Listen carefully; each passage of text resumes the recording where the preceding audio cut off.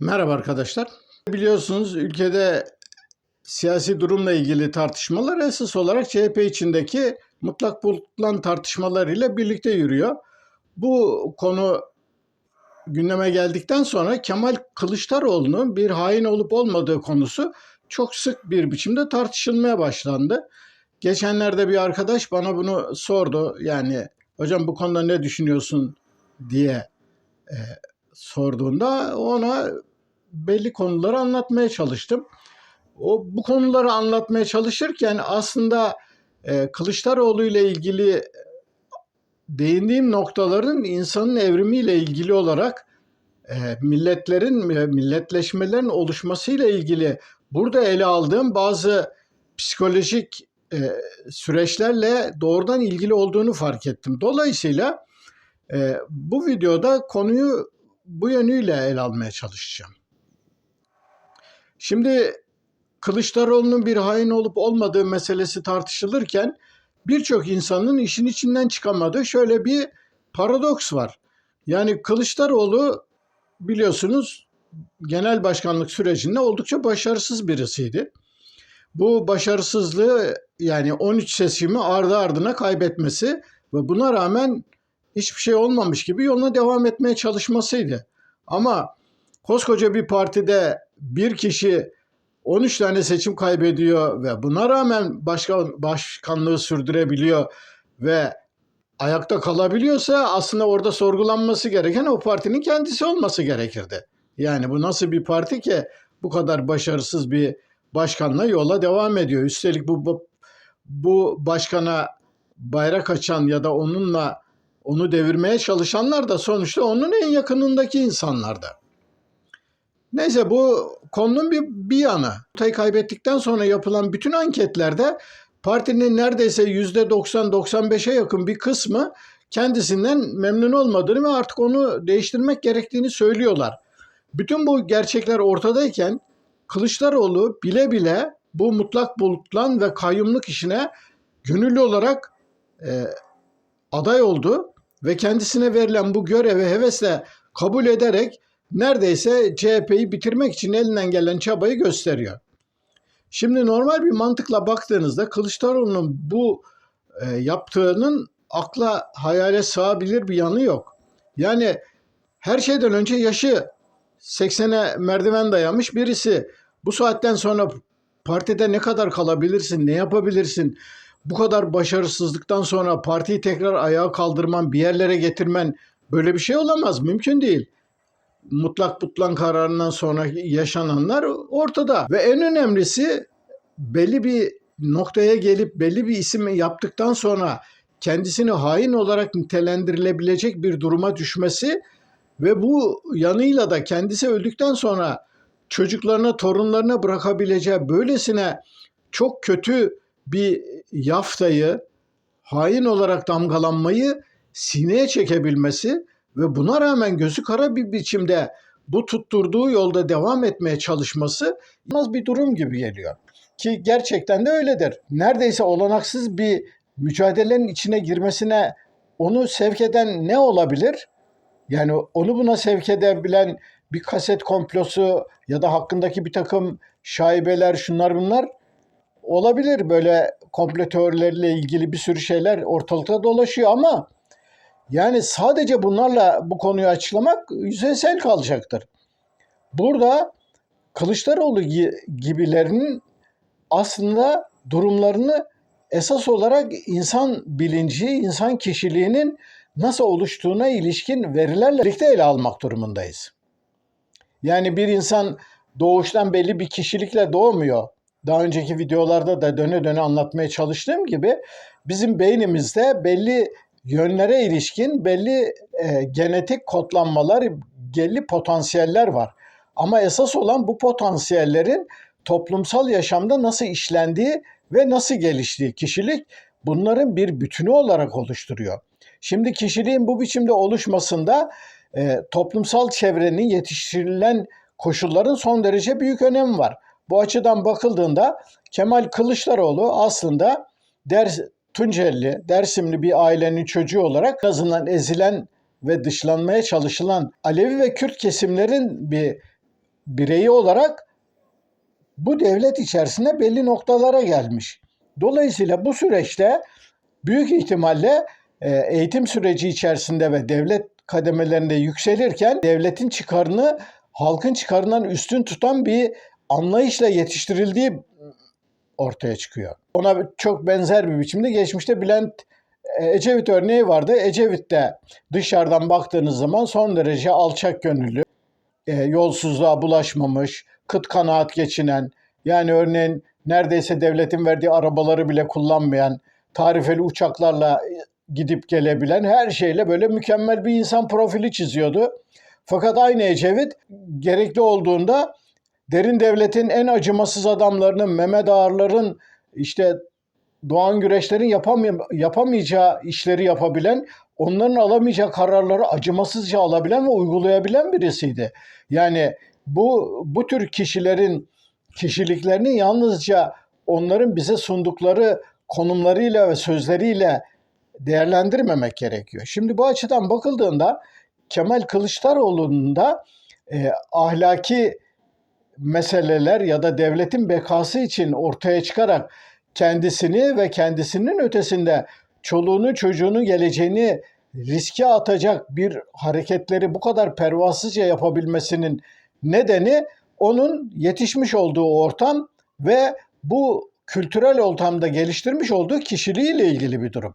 Millet oluşumu ve milliyetçilik konularını işlerken konuya buradan neden girdiğimi açıklamak istiyorum. Şimdi bu durum insanın evrimi açısından, insanın evrimindeki birbirinden zıt değişik insan davranış ve hareketlerinin değerlendirilmesi bakımından çok ilginç bir olay.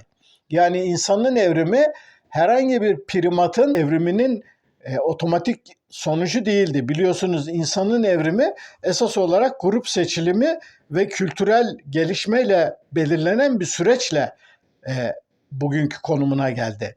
Yani insan biyolojik yapısı bakımından bir primat evrimi geçirmekle birlikte özellikle de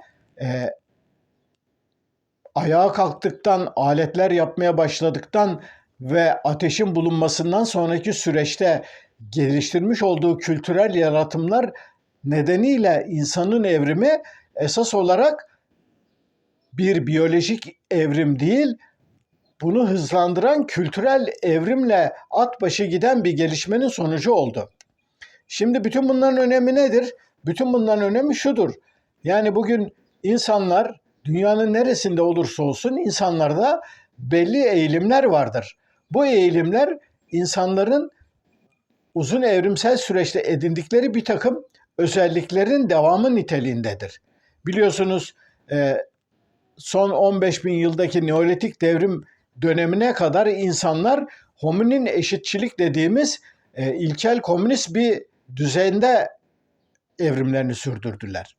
Bu dönemde insanlar birbirleriyle dayanışma içerisinde kendi toplulukları için kendi topluluklarıyla bütünleşen, toplulukların çıkarını kendi çıkarlarından üstün tutan ve dolayısıyla da yalnızca biyolojik içgüdü ve mekanizmalarla açıklanamayacak bir biçimde kültürel kodlar geliştirmiş olan ahlaki bir topluluk olarak evrimleştiler.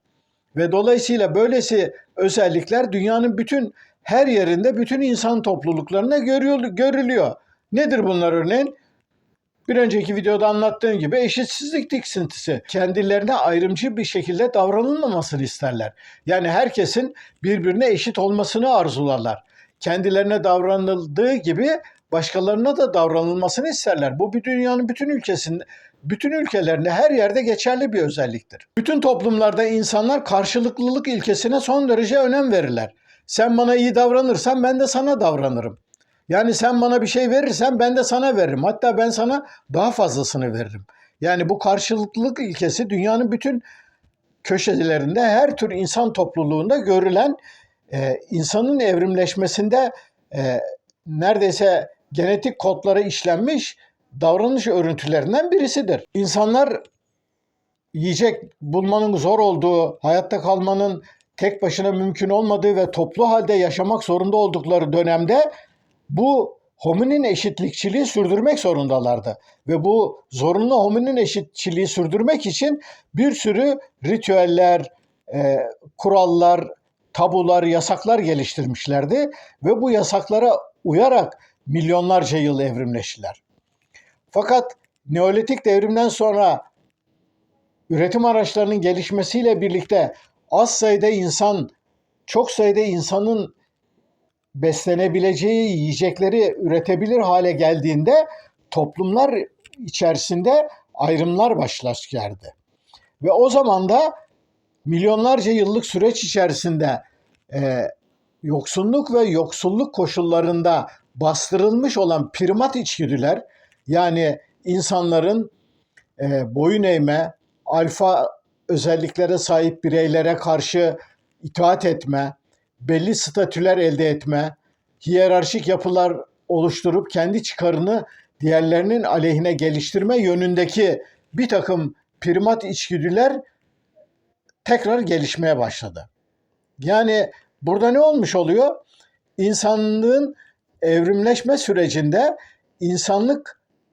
insanlarda iki tür eğilim var. Birincisi hominin eşitlikçilik çerçevesindeki dayanışmacı, işbirlikçi, karşılıklı kollamaya dayanan, birbirini gözeten, dışarıya karşı bütün olmayı öne çıkartan bir anlayış bütün insanlarda var. Fakat bu insanlarda aynı zamanda güce boyun eğme, güçlü olana tabi olma, zayıf olanın güçlü olan karşısındaki mağduriyetini mazur görebilecek bahaneler üretme ve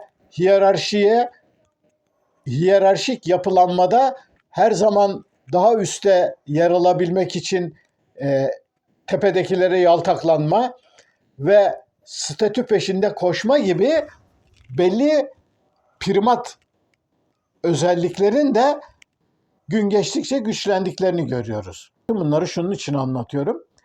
Şimdi milletlerin oluşumu ve milliyetçiliğin ortaya çıkışını açıklamadan önce dinlerin ortaya çıkmasını ve dinlerin ortaya çıkmasının nedenlerini anlatmaya çalışıyorum. Şimdi geçmişte Neolitik devrimden sonra toplumsal tabakalanmaların artmasıyla birlikte toplulukta artık ürünün ortaya çıkması ve artık ürüne el koyan belli kesimlerin diğer kesimler aleyhine kendilerine belli bir statü oluşturabilmeleri için dinsel düşüncelerden yararlandıklarından söz etmiştim.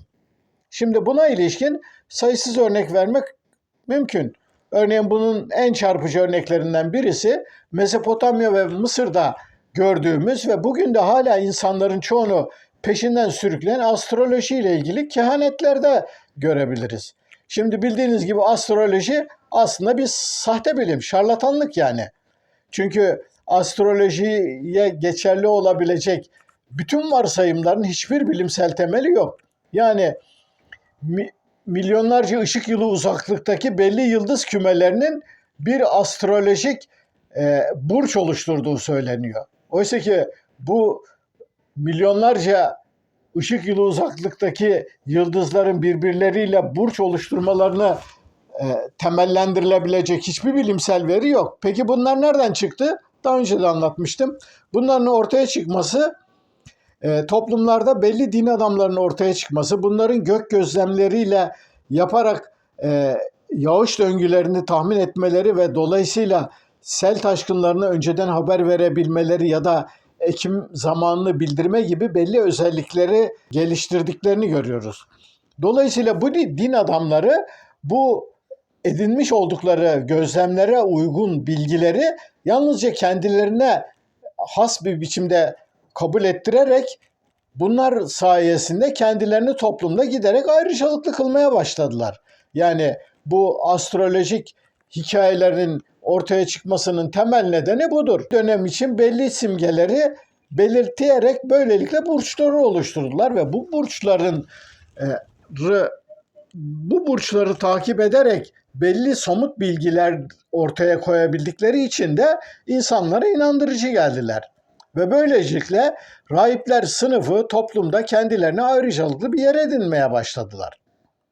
Şimdi bu ayrıcalıklı yer edinme zaman içerisinde belli bilgilerin, geometrinin, matematiğin, belli şeylerin elde edilmesini de sağladı ve bu bilgileri de başkalarıyla paylaşmayarak kendilerine ilahi bir kaynaktan gelen bilgiler olarak pazarlayarak kendilerini güçlendirmeye çalıştılar. Yani bunun izlerini örneğin değişik masallarda, hikayelerde görebiliriz. Örneğin Ali Baba ve 40 Haramiler öyküsünü hepiniz bilirsiniz. Ali Babalar ve 40 Haramiler öyküsünde örneğin bir mağaranın önüne gelirler. Tonlarca ağırlıktaki kaya açıl susam açıl dedikten sonra koskoca mağaranın kapısı açılır ve içeriye girer haramiler. Oysa ki bu olay aslında geçmişte Mısır'da ve Mezopotamya'nın belli yerlerinde büyük tapınaklarda gerçekleşen bir olaydı. Nasıl bir gerçekleşiliyor? Hidrolik sistemler geliştirilmişti ve bu hidrolik sistemlerle birlikte tapınakların kapıları tonlarca ağırlıktaki kayalarla oluşturuyorlardı. Ve hidrolik yani suyla çalışan basit düzeneklerle bu kapılar içerideki rahiplerin bir kolu manivelayı ittirip çekmesiyle birlikte koskoca kapılar açılabiliyordu. Ama bu mekanizmadan haberi olmayan sıradan insanlar rahiplerin sihirli güçleriyle bu tonlarca ağırlıktaki kapıları açıp kapattıklarını falan düşünüyorlardı. Şimdi dolayısıyla bu dinsel düşüncenin bu şekliyle insanlara benimsetilmesi ve rahipler sınıfının kendilerini belli bir noktada dokunulmaz kılmaya çalışmaların örneğini başka yerlerde de görüyoruz. Yani bunun en bilinen edebi örneklerinden birisi Platon'un Cumhuriyet diye çevrilen ya da Devlet diye çevrilen bir kitabı vardır. Bu kitabında Platon ideal bir site devletinin nasıl olması gerektiğini anlatır.